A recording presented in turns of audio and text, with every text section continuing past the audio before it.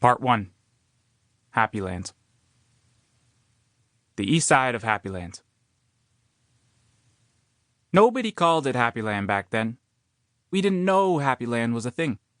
But that two-street highway community of ours is most certainly there if you zoom in far enough in Google Maps.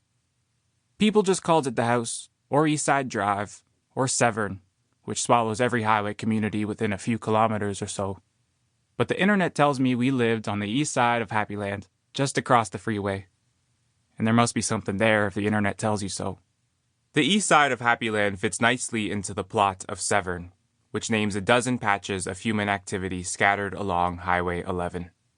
Not the Queen's favorite lands either. Mostly feet-burning, unforgiving turf. Summer so humid it hurts. Burger joint, bathroom break, and pit stop just up the road. Way before it was called Happyland, a few Nietzsches came to this place and named it INDIGENOUS, which the township's website translates as cold water, back when the Nibbe was only clean and cool and life-giving and pristine. It's easy to imagine the Ngigwag roaming and the Nietzsches loving it there unconditionally for a long time. It's also easy to imagine butterfly towns popping up like chickenpox across Little Miss Dominion, and clusters gathering along the lake, with batty thoughts of burger stops and disposition inbound. 'Cause both things happen. But so did our time living on the east side of Happyland.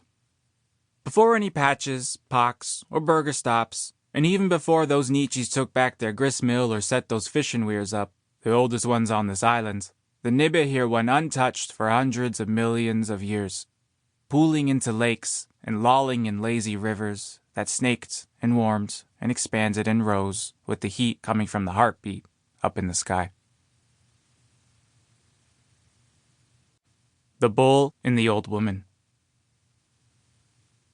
Before I was born, and before we moved to Happyland, two half-bads named Mindimooye and Touro rented a 3-bedroom townhouse in Toronto's Downsview neighborhood. And while I have about zero memories of them ever getting intimate, mind a brief kiss during Fear Factor, or a good job baby embrace after watching me beat the opening boss on Star Fox 64, they most certainly did a big do one awfully hot and soggy mid-August day in 1994. 'Cause 9 months later, Mindimooye rushed her butt over to Women's College Hospital when she broke water. Said I came out in no time flat and with an obstructed intestinal tract that made me gassy and colicky. She named me after Mel Gibson's kid in Tequila Sunrise, which I've never watched and don't plan on watching anytime soon, thank you very much. But just picture colicky me and Mindimooye getting plenty sick back then. Ziplocked ice cubes melting in pellets down her crown, in the constant rhythm of pinching and twisting the lids off medicine bottles. Got this sick with my big brother, Julian, too. Rightfully blames the cartons of cigs and cough antibiotics, even remembers calling poison control one time. Anything to kick those vice grip headaches and fevers that wouldn't quit. Sometime around then I got dropped on the head, which explains a bit. Like plenty, Touro and Mindimooye got sick of living in the city. 'Cause cities make people sick sometimes. Besides, Touro had always wanted to leave and try raising his family on a river. Something to offer me and Julian and our big sister Christine, 'cause Touro would swim as a fish if he could. When Mindimooye got a job as a server at Casino Rama, making $7 an hour plus infinite tippage, she and Touro went looking for a house around there. They wanted the bush, but settled for half bush.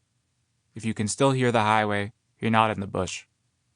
One of the casino bartenders who sometimes flirted with Touro told them about this 4-bedroom, 2-floor house at the maw of a marshy forest that faded into leafy darkness. Granny suite on the bottom floor.